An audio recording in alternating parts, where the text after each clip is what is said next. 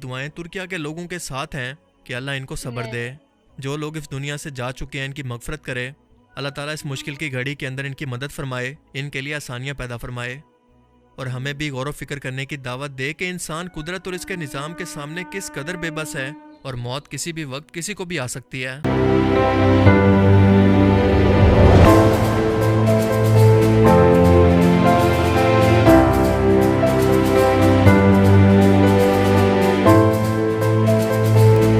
इस समय पूरी दुनिया में तबाही का मंजर देखने को मिल रहा है, चाहे वो हमारे भारत के उत्तराखंड के एक छोटे से शहर जोशीमठ की हो, चाहे वो तुर्की जैसे कंट्री का हो। तो ऐसा क्यों हो रहा है, क्या रीजन है उसके पीछे कि इतना ज्यादा हम लोग डिजास्टर के चपेट में आ रहे हैं। तो सबसे पहले तुर्की में जो इतना ज्यादा डिजास्टर फैला हुआ, अर्थक्वेक आया हुआ है, तो उन सब के लिए जो अपनी जान गंवा बैठे इसमें से, उन सब के लिए रेस्ट इन पीस।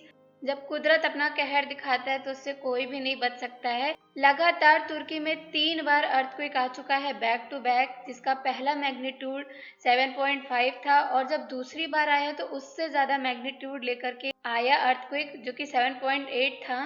तो जब भी 5 के ऊपर या 6 के ऊपर जब भी ये मैग्नीट्यूड पहुंचता है अर्थक्वेक का, वो बहुत ज्यादा डिजास्टर क्रिएट करता है। तो हे हेलो फैमिली, नमस्ते, सत श्री अकाल, अस्सलाम वालेकुम। कैसे हैं आप? आई होप आप लोग बहुत अच्छे होंगे और अपने पेरेंट्स का ख्याल भी काफ़ी अच्छे से रख रहे होंगे।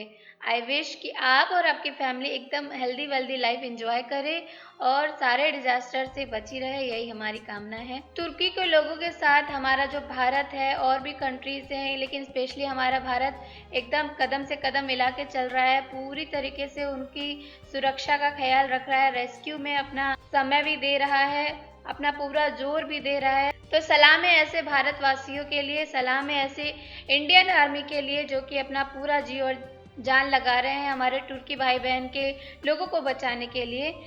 लेकिन डच के जो रिसर्चर है उन्होंने क्या प्रिडिक्शन दिया है इस बारे में, तो इस वीडियो में देखते हैं। लेकिन इससे पहले अगर आप चैनल पे नए हैं तो प्लीज़ इसे सब्सक्राइब कर दीजिएगा, लाइक कर दीजिएगा, शेयर कर दीजिएगा, और जिन्होंने भी हमारी प्रीवियस वीडियो नहीं देखी उसे अब भी के अभी जाकर के वॉच आउट करिए।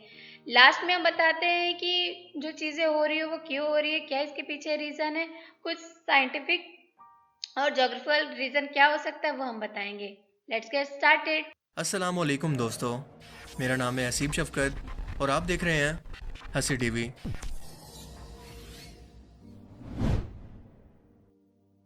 दुनिया में इस वक्त सबसे ज़्यादा डिस्कस होने वाली खबर है तुर्किया को लेकर, जहां पर एक के बाद एक शदीद किस्म के जल्जले ने इसके दरो दीवार को हिला कर रख दिया है।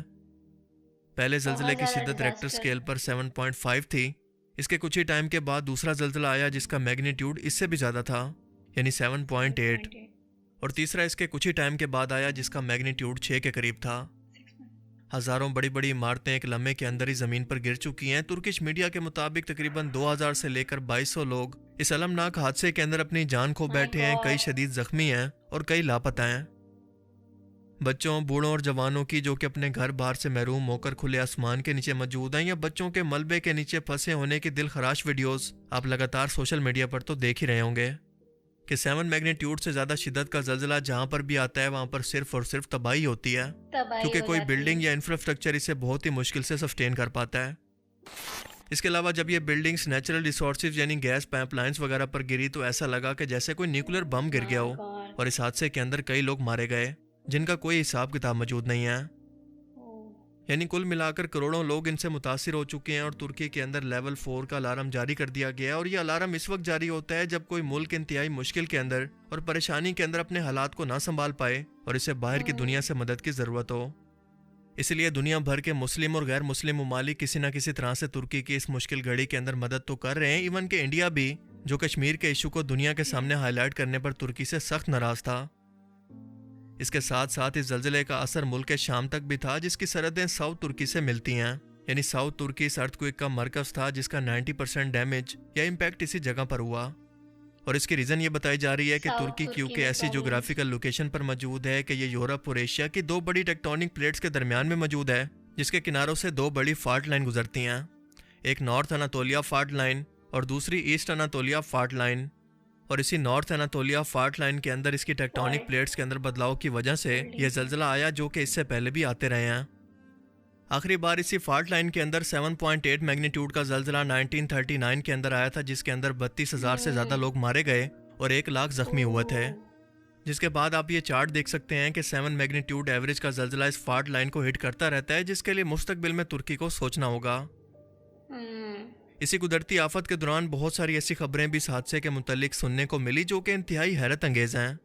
मिसाल के तौर पर परिंदों में ये खासियत होती है कि वो जल्जले के आने से पहले आने वाली पहले इलेक्ट्रोमैग्नेटिक पहचान फील्ड लेते को महसूस कर लेते हैं, जिसके बाद इनका बर्ताव इंतहाई अजीब हो जाता है और ये शोर करते हुए कहीं दूर उड़ने लगते हैं। जबकि जो परिंदे या जानवर ज़मीन के ज़्यादा करीब होते हैं, मसलन किसी दरख्त के घोंसले पर मौजूद कोई परिंदा या जानवरों में कुत्ते और रेंगने वाले जानवरों में सांप वगैरह, ये ज़मीन से निकलने वाली लो फ्रिक्वेंसी वाइब्रेशन को इंसानों से पहले महसूस कर लेते हैं। और बिल्कुल इसी तरह का स्ट्रेंज बर्ताव तुर्किया के अंदर भी परिंदों का इस आफत से पहले अजीबो गरीब बर्ताव देखा गया, जो कि अचानक से आसमान के अंदर शोर करते हुए झुंड में कहीं पर भाग रहे थे। इस फिनोमिना को साइंटिफिक रिसर्च भी सपोर्ट करती है। मैक्स प्लांक बिल्कुल। इंस्टीट्यूट ऑफ एनिमल बिहेवियर के मार्टिन विकेल्स्की ने 6 गायें, 5 भेड़ों और 2 कुत्तों पर सेंसर लगाकर इन्हें इटली के अंदर एक ऐसी जगह पर रखा जहां पर हर कुछ महीनों के बाद अर्थक्वेक्स आते रहते हैं। कुछ ही महीने के बाद डाटा से ये पता चला कि ये जानवर 24 घंटे पहले यानी पूरा एक दिन पहले अर्थक्वेक से पहले अजीबो गरीब किस्म का बर्ताव करना शुरू कर देते हैं।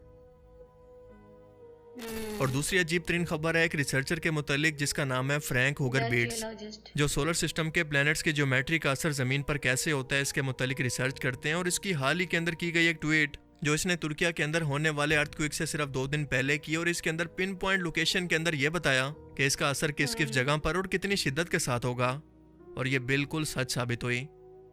इसने अपने यूट्यूब चैनल की एक वीडियो और ट्वीट के अंदर यह लिखा कि south central Turkey, Jordan, Syria और लेबनान में आज नहीं तो कल एक 7.5 मैग्नीट्यूड का जल्जला आने वाला है। और बिल्कुल ऐसा ही हुआ। सबसे ज़्यादा नुकसान तुर्किया के अंदर हुआ, जबकि इसके अलावा बयान किए गए हर एक मुल्क के अंदर इसके झटके महसूस किए गए। इसके पास मौजूद तमाम इस्लामी ममालिक मुतासिर हुए, लेकिन ये इसराइल तक नहीं पहुंच सका, जिसे लेकर लोगों ने कई तरह के सवाल उठाए कि साइंस के मुताबिक तो हम अब तक कुदरती आफात, खास तौर पर जल्जलों की सिर्फ 30 सेकंड पहले भी जदीद इंस्ट्रूमेंट के होते हुए भी प्रेडिक्शन नहीं कर सकते, तो क्या ऐसा मुमकिन है कि 2 से 3 दिन पहले इतने बड़े हादसे की प्रेडिक्शन बिल्कुल एक्यूरेट तरीके से की जा सके?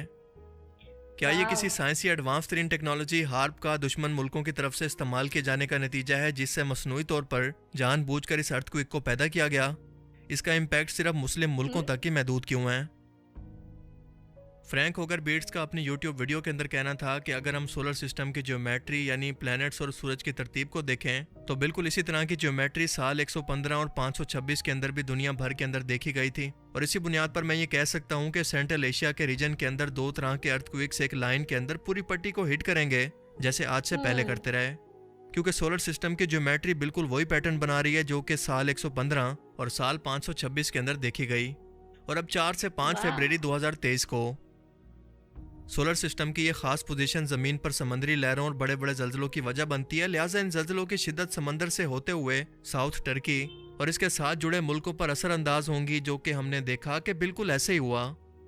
जबकि दूसरी तरफ इसकी शुरुआत इंडियन ओशन से होते होते इंडिया, पाकिस्तान, अफगानिस्तान और चाइना तक इसका असर हमें कुछ ही दिन के अंदर देखने को मिलेगा। और ये प्रेडिक्शन अगले कुछ दिनों के अंदर देखना बाकी है कि किस हद तक पूरी होती है। ये प्योर साइंटिफिक है और ज़मीन के प्रीवियस ट्रैक रिकॉर्ड को देखते हुए इसे प्रेडिक्ट किया गया है, जिस पर कई आर्टिकल और रिसर्च पेपर्स भी पब्लिश हो चुके हैं, जो ये बताते हैं कि वाकई सोलर सिस्टम और सियारों की तरतीब का असर, इनके मैग्नेटिक फील्ड का असर ज़मीन पर समंदरी लहरों और अर्थक्वेक्स की वजह बनता है, जिसमें हार्प जैसी किसी टेक्नोलॉजी का हाथ नहीं। जिसका सबूत है सिर्फ एक दिन पहले अमेरिका के अंदर आने वाला 3.8 शिद्दत का जल्जला और इसराइल में सिर्फ 13 घंटे पहले आने वाला 4.1, इससे सिर्फ एक हफ्ता पहले 3.1 या 4.3 मैग्नीट्यूड का अर्थक्वेक। सो कॉमन सेंस की बात है कि अगर इस वक्त हार्प जैसी टेक्नोलॉजी मौजूद होती या फिर एक्टिव होती तो इनके अपने मुल्क इस जल्जले का शिकार क्यों होते हैं? सही बात है। अर्थक्वेक्स और तूफान जैसी कुदरती आफत किसी इंसान के कंट्रोल में नहीं है, मगर तहकीक और रिसर्च के बलबूते पर अल्लाह ने इस कायनात को भी इंसानों के लिए सर करने के लिए मुमकिन बना दिया, और इसी जोर के बलबूते पर हम एक रोज इस कायनात से बाहर भी निकल पाएंगे। बिल्कुल इसी तरह से अर्थ की टेक्टोनिक प्लेट्स, इनके अंदर बदलाव, ज़मीन पर इलेक्ट्रोमैग्नेटिक फोर्सेस का असर और ज़मीन का अपने मखसूस टाइम पर बार बार उसी अमल को दोहराना, ये एक पूरी साइंस है, और हम अपनी जहालत को दुश्मन की साजिश कहकर इससे जान नहीं छुड़वा सकते। सो अगर मुस्तकबिल के अंदर इंसान ऐसी कोई मशीन ईजाद कर भी लेते हैं तो इसके अंदर हैरत की कोई बात नहीं, इनफैक्ट निकोला टेस्ला, जो कि 20वीं सदी के ज़हीन तरीन साइंसी दिमागों में से एक थे, इनके लीक हुए रिसर्च पेपर्स के मुताबिक उन्होंने अपनी खुद की एक ऐसी डिवाइस तैयार भी कर ली थी जो कि कहीं भी किसी भी टाइम हर वक्त ज़मीन से निकलने वाली खास किस्म की फ्रिक्वेंसी से मैच होकर किसी भी जगह पर अर्थक्वेक ला सकती थी। और इस डिवाइस का साइज इतना ये छोटा था कि पॉसिबल आपकी है? पॉकेट के अंदर भी पूरा आ जाता। एक बार माय जब वो इसी गॉड! डिवाइस के साथ मशहूर ब्रुकलिन ब्रिज पर घूमने के लिए गए तो इसी डिवाइस ने इस ब्रिज को भी गिरा दिया, और जब इसे कंस्ट्रक्शन साइट के करीब लगाया तो वो स्ट्रक्चर भी गिर गया। दरअसल एसी करंट की खोज के दौरान टेस्ला ने एक ऐसी मशीन को बनाया था जो कि लगातार एक ही मूवमेंट के अंदर हरकत करने से इलेक्ट्रिक करंट को ट्रांसफर करती थी, जिसे उन्होंने स्टीम पावर ऑसिलेटर का नाम दिया। और बाद में इसे एक ऐसी डिवाइस के अंदर बदल दिया गया जो कि लगातार ऐसी मुख्तलिफ किस्म की फ्रिक्वेंसीज को पैदा करता, जो कि ज़मीन के नीचे मौजूद किसी एक फ्रिक्वेंसी से मैच करके ज़मीन के अंदर मौजूद टेक्टोनिक प्लेट्स के अंदर हलचल पैदा करके कहीं पर भी अर्थक्वेक ला सकती। टेस्ला इसे बड़े लेवल पर तो ना बना सके, लेकिन इनको यकीन था कि कोई ना कोई मुस्तकबिल में इसको ज़रूर बना लेगा। इसलिए फ्यूचर में बिल्कुल ऐसी मशीन बनाना मुमकिन है जो कि आर्टिफिशियल अर्थक्वेक को पैदा कर सके और साथ साथ हम्म कुदरती तौर पर आने वाले अर्थक्वेक्स की प्रेडिक्शन भी कर सके, मगर अभी तक इसके लिए कोई डिवाइस या टेक्नोलॉजी की मौजूदगी के सबूत लेकिन नहीं क्या है। जरूरत है बनाना यार? तुर्किया को मुस्तकबिल में अपनी तमाम इमारतों को जल्द अज जल्द जल्जला प्रूफ बनाने पर काम करना होगा, और हमारी दुआएं तुर्किया के लोगों के साथ हैं कि अल्लाह इनको सब्र यस। दे। जो लोग इस दुनिया से जा चुके हैं इनकी मगफरत करे। अल्लाह ताला इस मुश्किल की घड़ी के अंदर इनकी मदद फरमाए, इनके लिए आसानियां पैदा फरमाए, और हमें भी गौर व फिक्र करने की दावत दे कि इंसान कुदरत और इसके निज़ाम के सामने किस कदर बेबस है और मौत किसी भी वक्त किसी को भी आ सकती है। बिल्कुल। अल्लाह ताला हमें समझने की और नेक अमल करने की तौफीक अता फरमाए। आमीन। इनकी जो बातें थी, इनकी जो एक्सप्लेन करने का तरीका था और उन्होंने जो बात कही वो 110% एकदम ट्रू थी। इंसानी लोगों का बिल्कुल भी बस नहीं है नेचुरल डिजास्टर में या मैनेजमेंट में। अगर नेचुरल डिजास्टर होगा तो कोई भी इंसानी ताकत इसको रोक नहीं सकती है। कुछ हद तक कंट्रोल किया जा सकता है लेकिन रोका नहीं जा सकता है। इसीलिए कभी भी नेचर के साथ खिलवाड़ नहीं करना चाहिए, बिल्कुल भी नहीं। और रही बात तुर्की में लगातार बैक टू बैक क्यों आता जा रहा है मैग्नीट्यूड, इसका भी एक रीज़न है, क्योंकि जो तुर्की है वो टेक्टोनिक प्लेट के ऊपर ही है, उसके आसपास कई सारे टेक्टोनिक प्लेट्स हैं। तो जब भी फोल्डिंग या फॉल्टिंग होता है, जैसा कि मैंने पिछले वीडियो में बताया कि फोल्डिंग जब होता है कि जब वो दो प्लेट फोल्ड हो जाती है इस तरीके से, तब वो माउंटेन का रूप लेती है। फॉल्टिंग का मतलब होता है जब वो दो प्लेट्स होती है, टेक्टोनिक प्लेट्स होती हैं, तो जब वो सरकती हैं आगे पीछे या स्प्लिट होती हैं, तब जाकर के अर्थक्वेक जैसी चीज़ें उत्पन्न होती हैं। और इसका मेन रीज़न ये भी है कि एज अ ज्योग्राफी टीचर, मेरा ज्योग्राफी फेवरेट सब्जेक्ट है, तो इसलिए मुझे ये सारी चीज़ें कुछ ज़्यादा समझ में आती हैं। तो जब अर्थक्वेक होता है इसके पीछे दो वेव बहुत ज़्यादा इफेक्टिव होती हैं, एक एस वेव होता है, एक पी वेव होता है। जो ज्योग्राफी से रिलेटेड लेक्चर है वो मेरे दूसरे चैनल पे है, नॉलेज स्फीयर के नाम से। अगर आप चाहें तो उस वीडियो को जा कर के सब्सक्राइब कर दीजिए। मैं नेक्स्ट मंथ से या उसके नेक्स्ट मंथ से मैं ज्योग्राफी के लेक्चर भी देना शुरू कर दूंगी, उसमें ज्योग्राफी से रिलेटेड चीज़ें और टेक्निकल चीज़ें। मेरे डिस्क्रिप्शन में उस चैनल का लिंक दिया हुआ है, जा करके उसको भी सब्सक्राइब जरूर कर लीजिएगा। दूसरा ये रीजन उन्होंने बताया कि जब भी इस तरीके की नेचुरल डिजास्टर होता है या मेन तरीके से जब भी अर्थक्वेक आता है तो एनिमल और बर्ड को या रेप्टाइल को सबसे पहले पता चल जाता है, क्योंकि इन लोगों की फ्रिक्वेंसी हम लोगों की फ्रिक्वेंसी पहचानने से बहुत ज़्यादा अधिक होता है। तो जो रेप्टाइल यानी स्नेक्स होते हैं, रेंगने वाले या कुत्ते होते हैं, इन सब जानवर को या रेप्टाइल को जब भी नेचुरल डिजास्टर अर्थक्वेक आता है या कुछ इस तरीके की चीज़ें, सुनामी वगैरह चीज़ें आती हैं, तो फिर इन लोगों को पहले पता चल जाता है।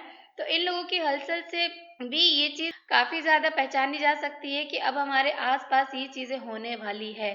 5 मैग्नीट्यूड से ज़्यादा अगर अर्थक्वेक होता है तो बहुत ज़्यादा मैसिव प्रॉब्लम्स होती है, बहुत ज़्यादा फाइनेंशियली और फिजिकली प्रॉब्लम्स होती है। लोग एक दूसरे से बिछड़ जाते हैं, अलग हो जाते हैं। एक तस्वीर तो जो आई थी तुर्की में कि एक छोटी सी बच्ची अपने छोटे से भाई को प्रोटेक्ट कर रही थी, मतलब इतने छोटे छोटे बच्चे दबे हुए थे।